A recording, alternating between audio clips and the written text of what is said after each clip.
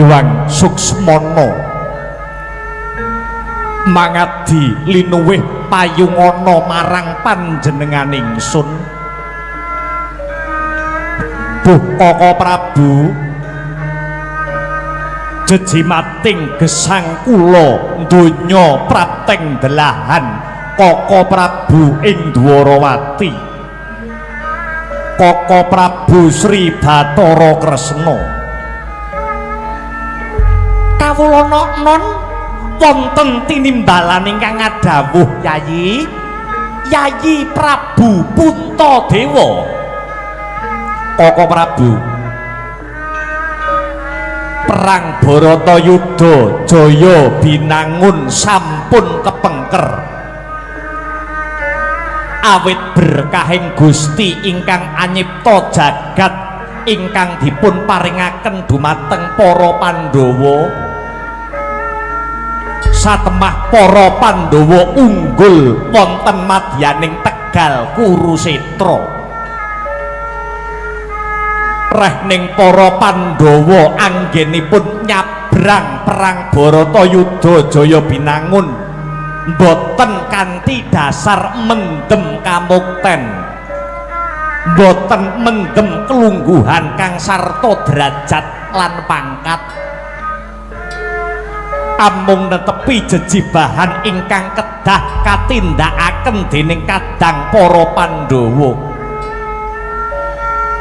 Sesambetan kalian nagari Ngastina tinggalanipun saking Kaka Prabu Duryudana tuwin para kadang-kadang Kurawa.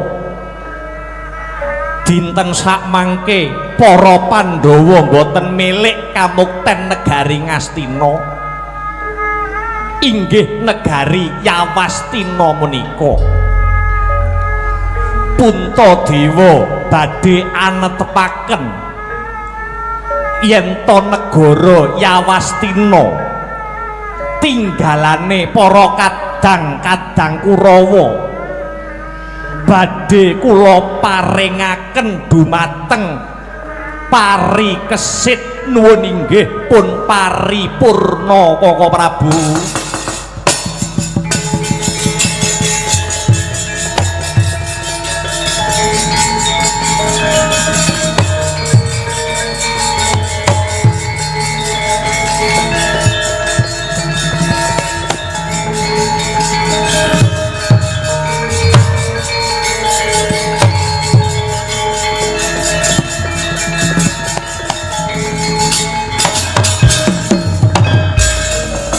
Kagyatare sanggape rango rinangkul kinempit kampit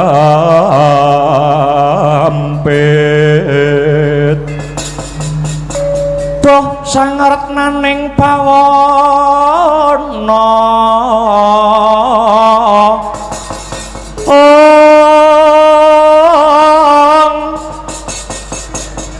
yogi tukang walang adi, yogi tukang ngenes ing dias, yogi tukang kudu garing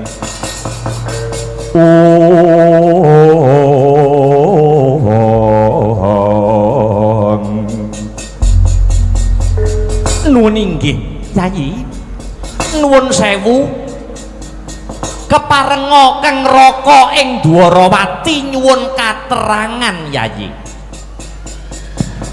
Dasaripun menapa Yayi Puntadewa badhe amisuda pun parikesit anak Abimanyu putu panengah Pandhawa pun Janaka?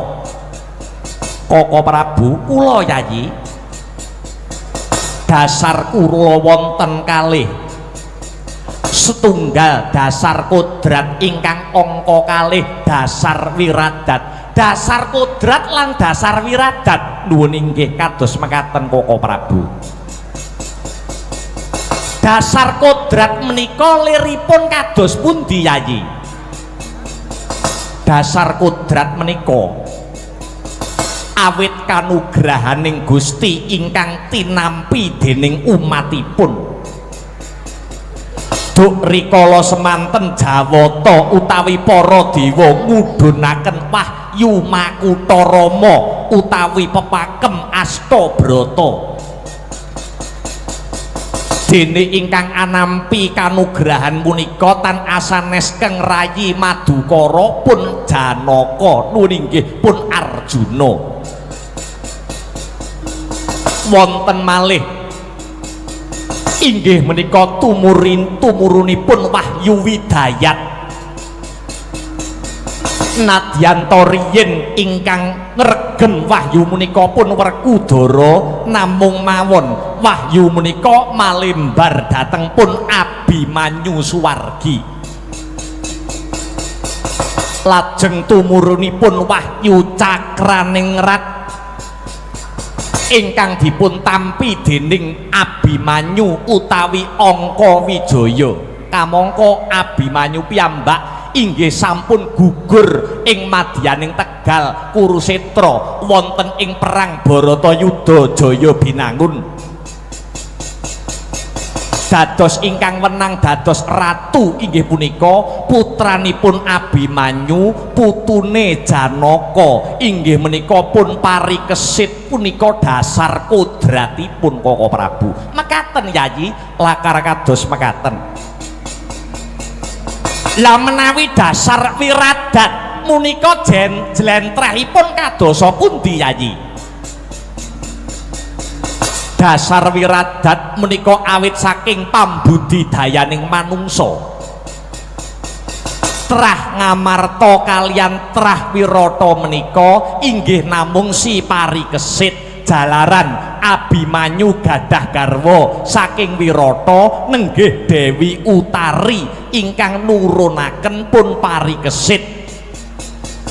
Kamangka sampun kathah pangorbananipun Kanjeng Eyang Prabu Matswapati Ratu ing negari Wirata tumrap unggulipun para Pandhawa ing madyaning perang Baratayuda Jaya Binangun. Tedak turun Ngamarta kaliyan Wirata inggih namung si parikesit menika dasar wiradatipun. Kanthi dasar kalih perkawis kala wau dasar kodrat kang sarta dasar wiradat anggen kula misuda pun parikesit sampun dados tekad kang sarta niat kula supados parikesit dados pengayom ing negeri Yawastina menika duh Koko Prabu.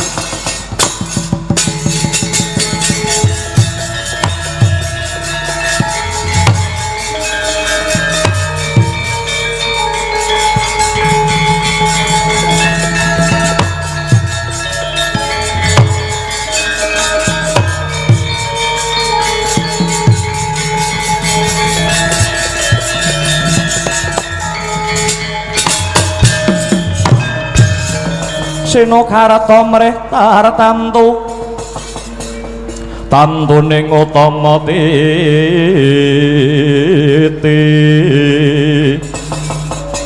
tetep dadi pangubaning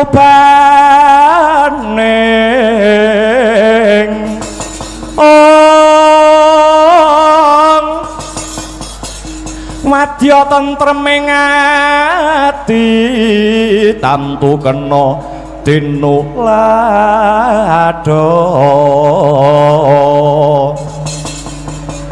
tias hilir wulan dadahari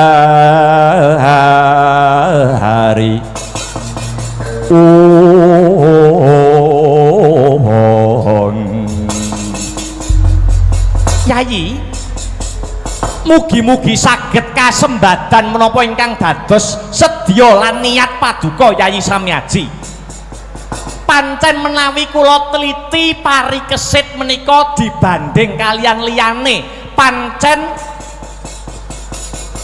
sampun kathah lelabuhanipun parikesit dumateng para kawula kang sarta para bebrayan agung. Parikesit menika duweni ati nalendra, ati pemimpin utawi ati pengayom. Parikesit ki ora duweni niat dadi pemimpin ning karya-karyane wis iso dirasake para kawula agung sak negara Yawastina. Nuwun inggih Ka Prabu. Nggih. Kantun ngentosi tumapak ing wanci.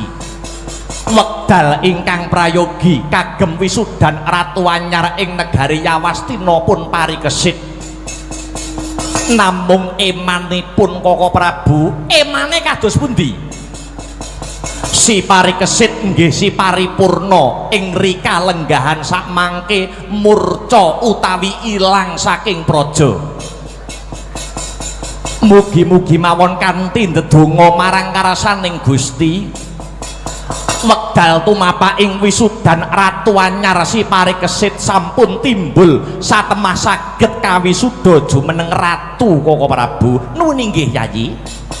Sumangga ampun pedhot anggenipun nyenyuwun dhateng purbaning Gusti. Wulan ingkang nedheng purnama menika mugi-mugi dados pratandha papadhanging lampahan lan lelakon menika Yayi.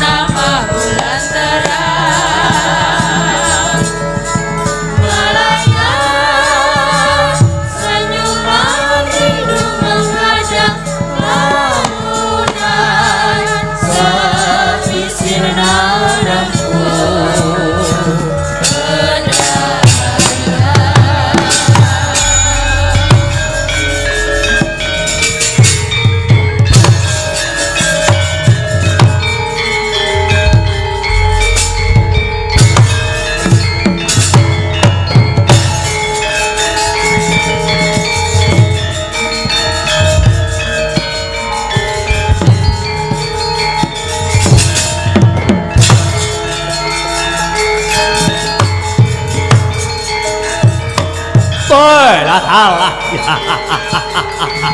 ya oh oh woi ya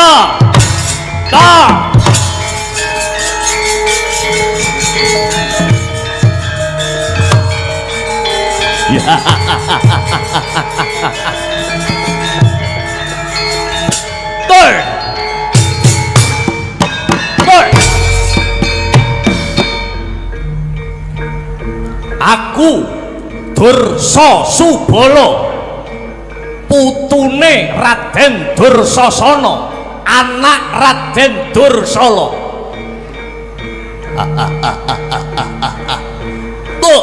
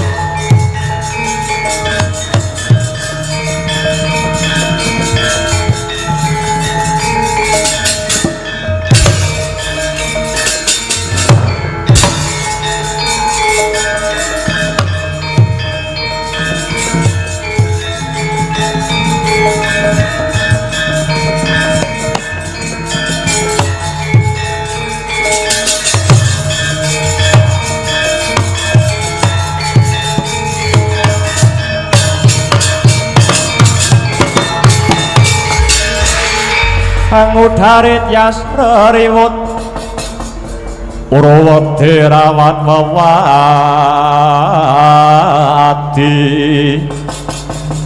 wedi lamun kauningan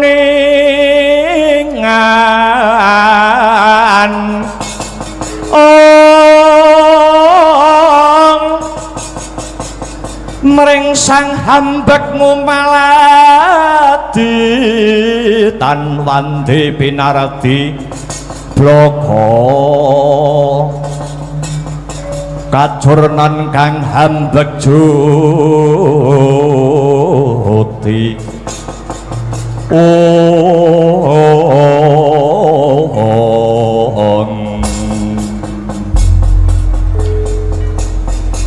ya jagat Dewa Bathara ya jagat pangestungkara reca manik sejatining alam kang tinuding jagat. He kowe sing ana ngarepku putu Dursasana anak Dursala kowe Dursa Subala. Wonten tinimbalan ingkang adhawuh nimbali kula pun Dursa Subala. Lan kowe sing ana mburi, kowe anake Jayadrata mbiyen jenengmu Raden Wiruta. Nok nuwun inggih. Ewadene kowe sing ana mburiku kowe putune Begawan Durna anake Bambang Swatama kowe Danyuwang Suwela. Wonten dawuh Raden, lah dene aku wis kondang kaloka anake Patih Harya Sengkuni patih sing ra tau ngapusi, patih sing sak donya paling jujur dhewe. Jenengku Kertiwindu. Wong papat iki dadi korban kawengisane para Pandhawa. Jalaran para pepundhene awake dhewe, para leluhure awake dhewe, para Kurawa wis jinempana ing angin, cinandhi ing ngawiyat. Tegese wis tumeka pati ana sajroning lelakon Barata Yudha Jaya Binangun.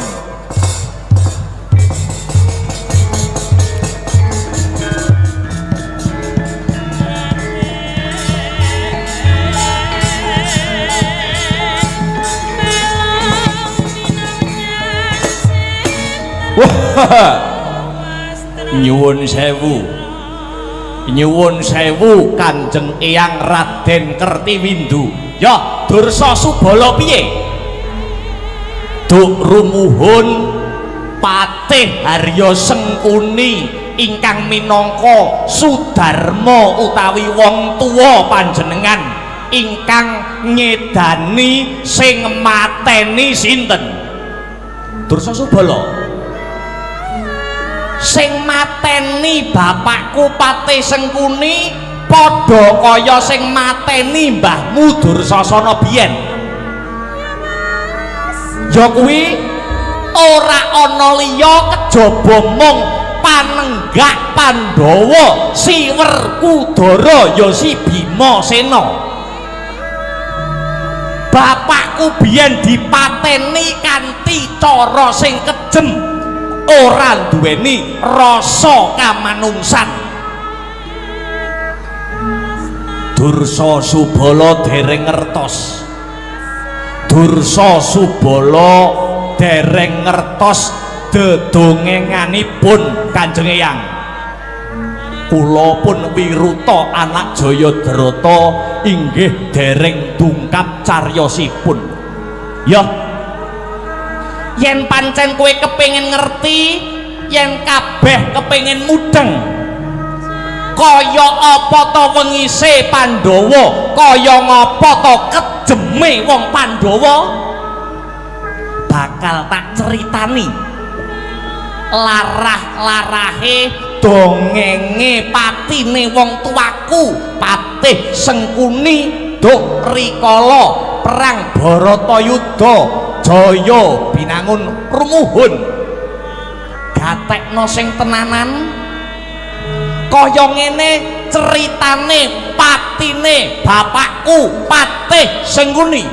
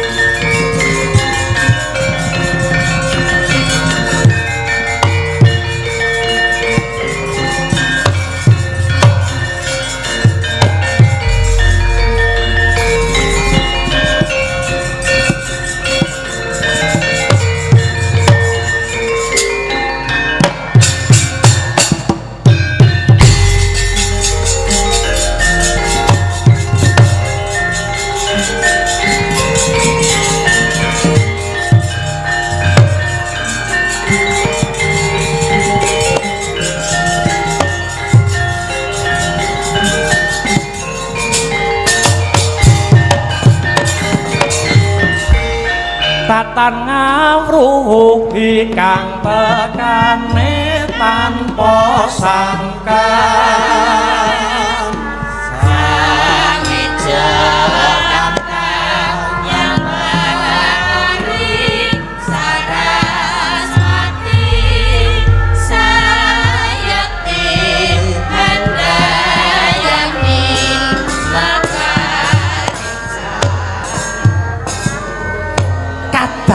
pun kakang Yayi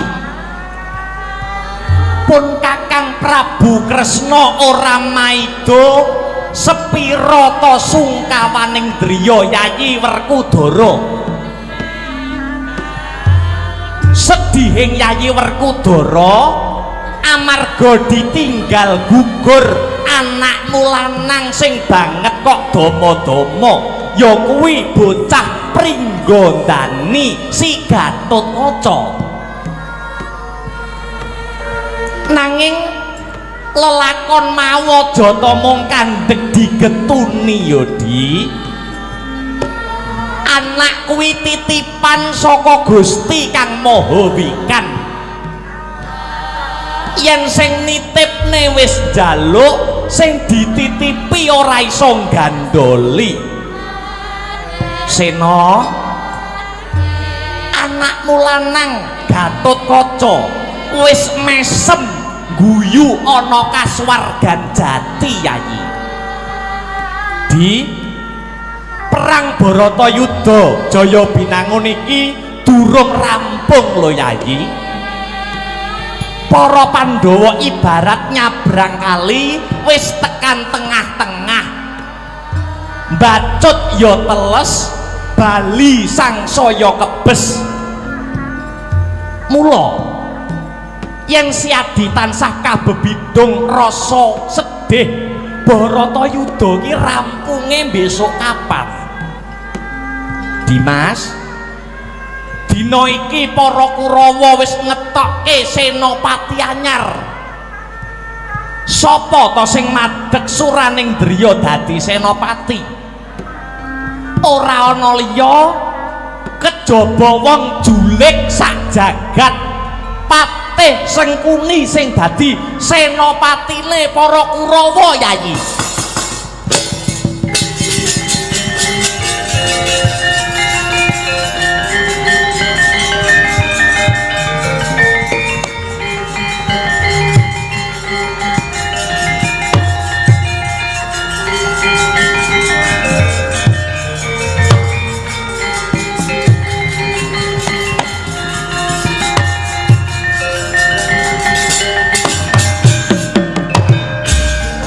Sumangka hanggra sesumbar lindhu bumi gonjing kumaludhuk guntur ketuk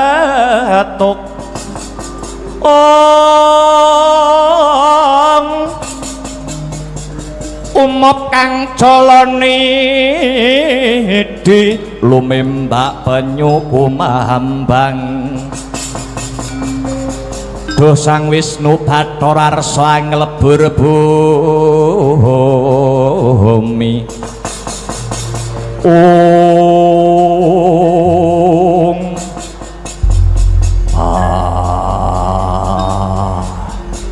Kresna kakangku piye Werkudara bareng aku krungu sing dadi kandhamu saya-saya krungu Sengkuni madeg dadi senopati kuwi sing tak enteni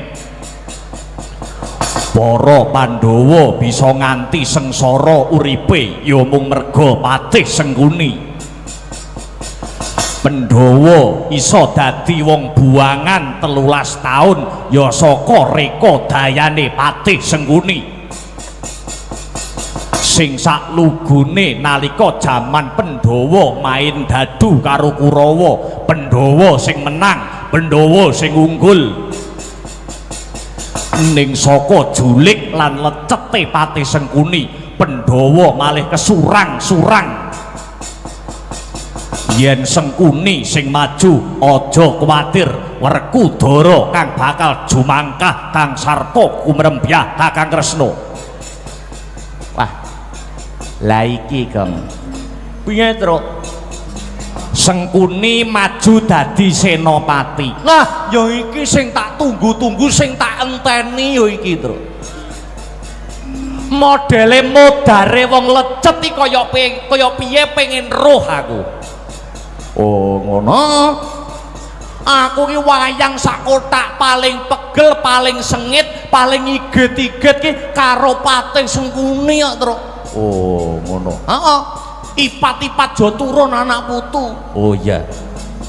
Kowe kok gething men karo Patih Sengkuni, gething tenan aku. Gething keburu mangkel, keburu sengit, keburu iget-iget. Musik to, sebabe apa kok kowe pegel, kok kowe sengit, kok kowe gething karo Patih Sengkuni iki sebabe apa? Bojoku mbiyen tau dikeloni kok.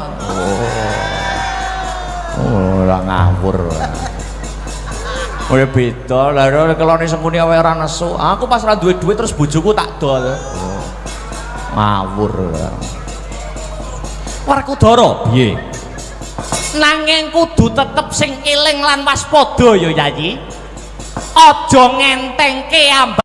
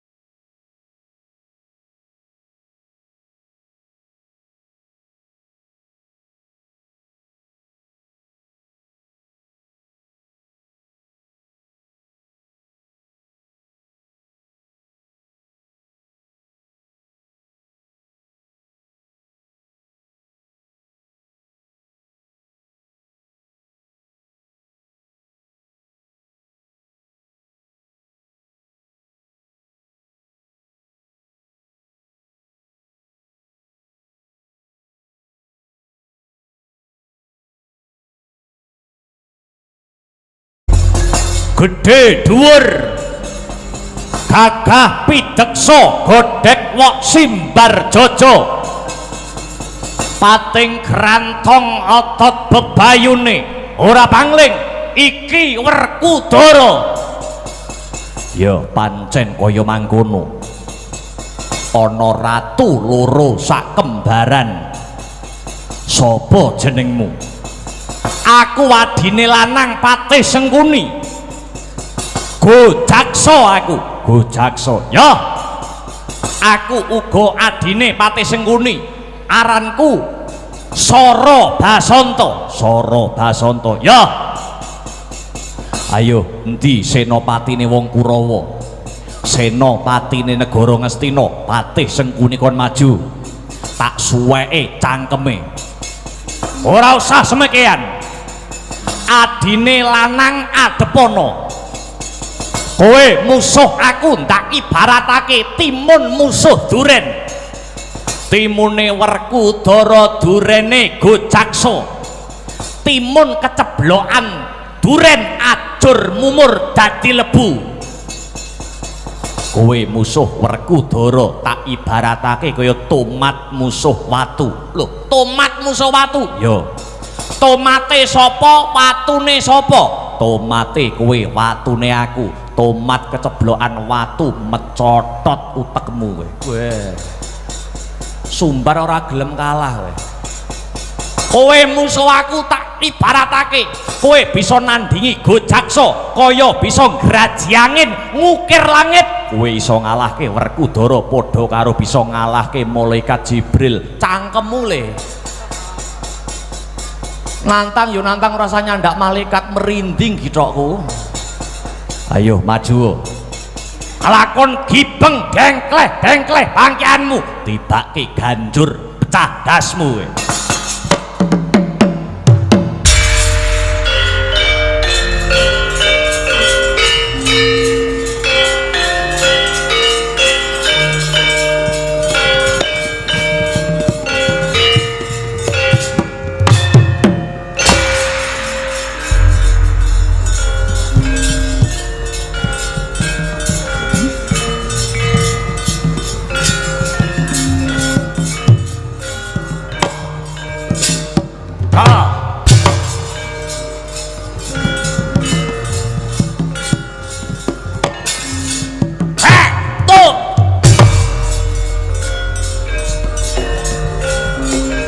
Awas kowe. Hai. Wah. Hei. Hei. Wah. Hei. Wah.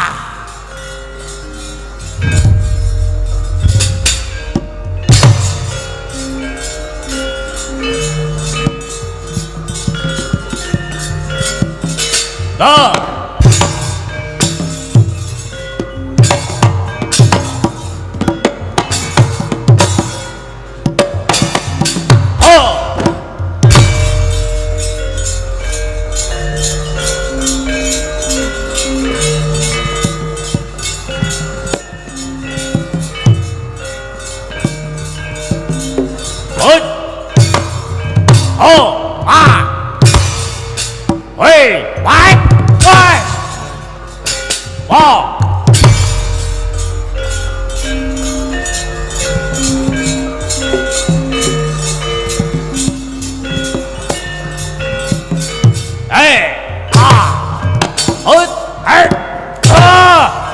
Liang keling ambro.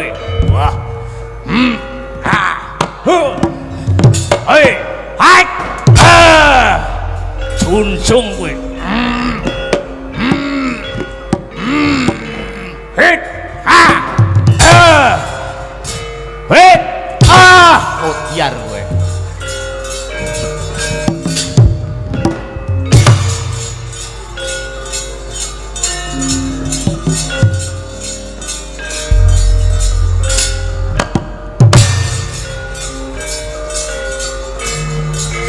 Oh, hei, hei, wah, hei, wah, ayo, hei, wah,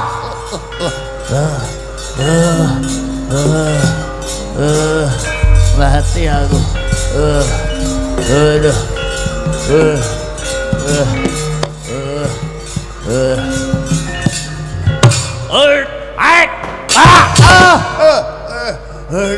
udah yang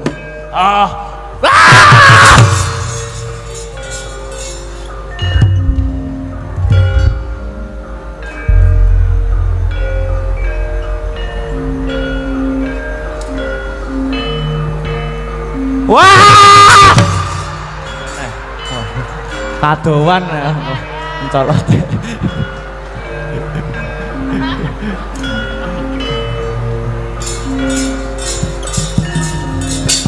Oh, ah.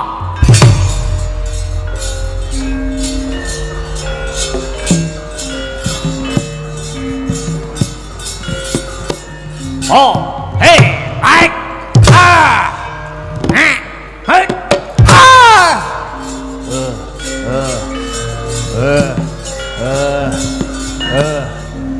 Hey, hey. Ah.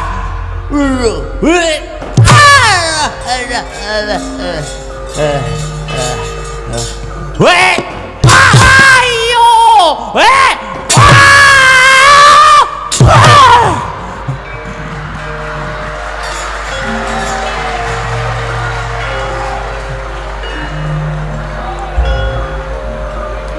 Sore-sore wis adus keringet nek raning Exindo wegah aku ngene iki jane.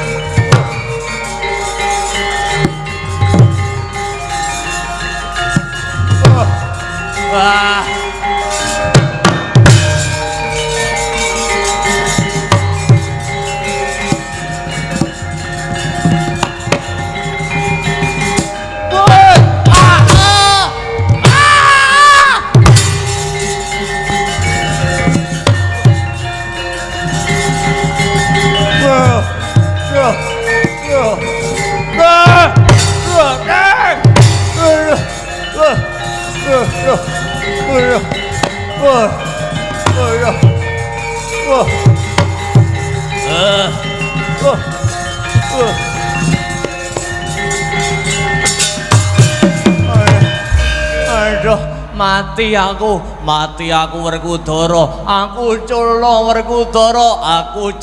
Werkudara, mudar.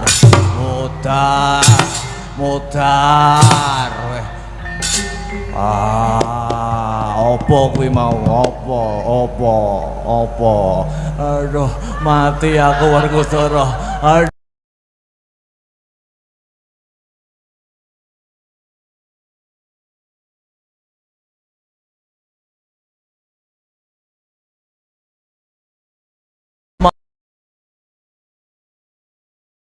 Aduh mati mudar.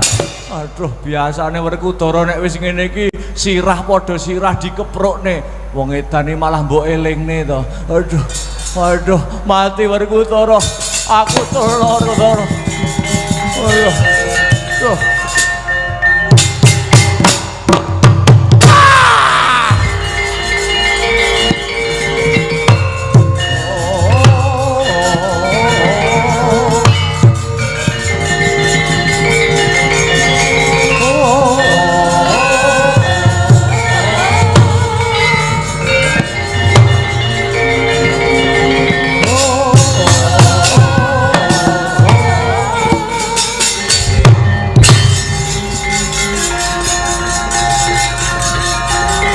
Edanane Werkudara maju.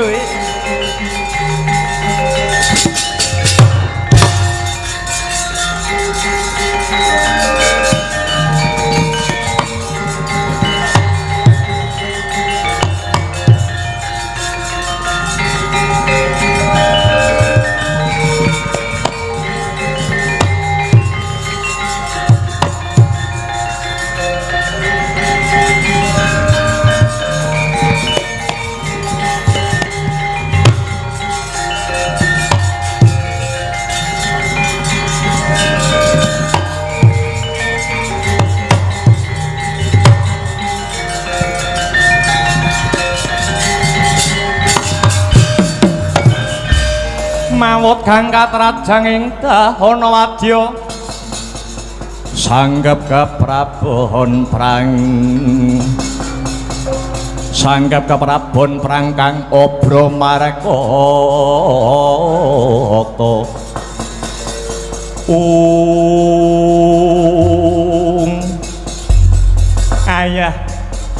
ayo Werkudara dina iki ditemtokke dina iki ditemtokne ana papan kene sapa sing dadi pakan gagak batange tokno kabeh kasekten karosan lan kekuatanmu ora-orane patih Ngastina Rekyana Patih Harya Sengkuni mundur sejangkah kelo Gong Patih Sengkuni Gong piye ngono kuwi Sengkuni lek sumbar malah kaya wani ndilat wesi abang remuk wesi gligen sumbar nantang karo Ndara Werkudara wis njarno piye wis umbaren lho omongane wong arep ninggal weling ngono kuwi Tru Sengkuni Sengkuni piye Werkudara dina iki Maragage dibuktekke ana Tegal Kurusetra kene Werkudara kang bakal budalne nyawamu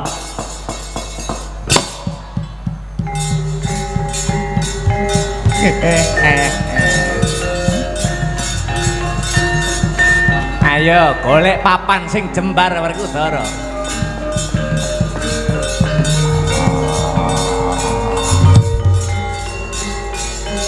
nonton dong nonton hayeng iki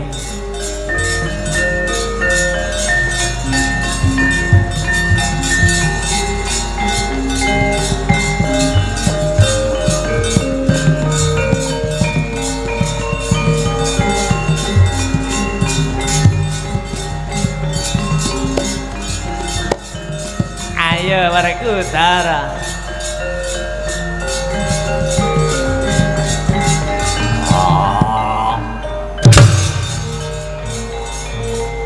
nyah pilihan Werkudara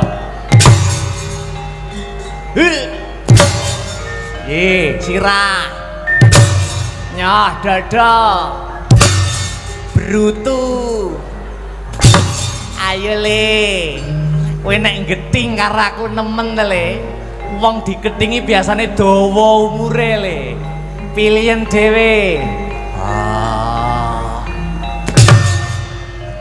buku Pancanaka ayo sak maremu le iki wong apa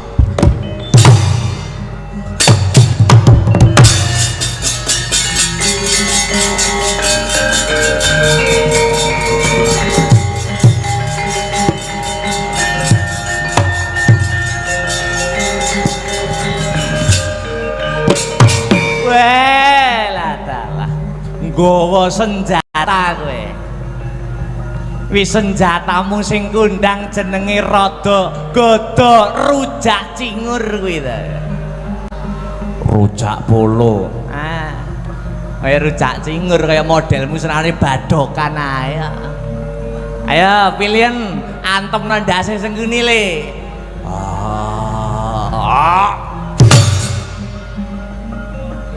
Ciluba ya Ciluba bah. Nah, ile le. Ayo. Ada irungku nancep lemah iki. Ya, pilihan le. Nah.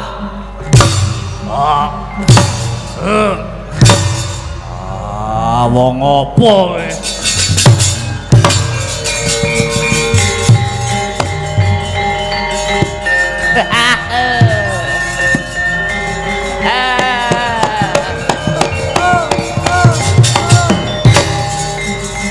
Wadyabala Werkudara diranjap gaman, Werkudara diranjap gaman.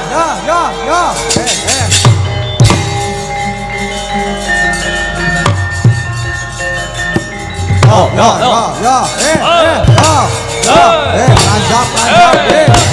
Lanjap. Ruyuk, ruyuk.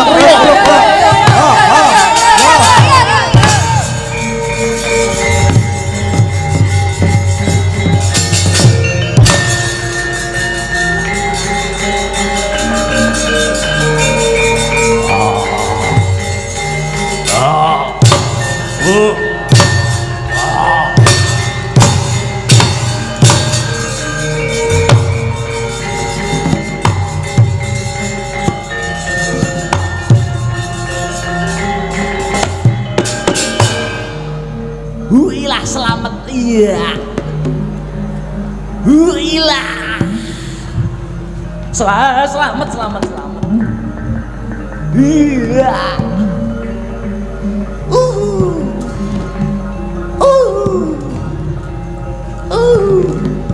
Gong, hati-hati nek panah, Gong. Siap, Kakak.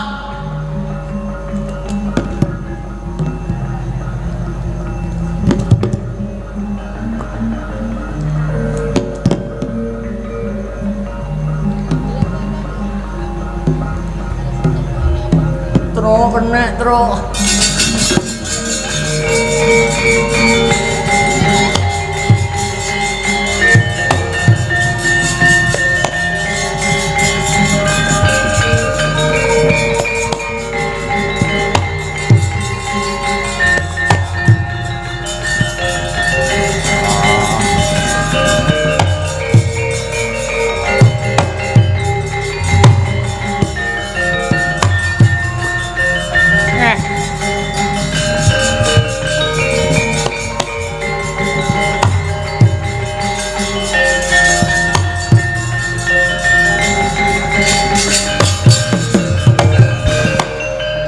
Werkudara menang apa kalah musuh Sengkuni?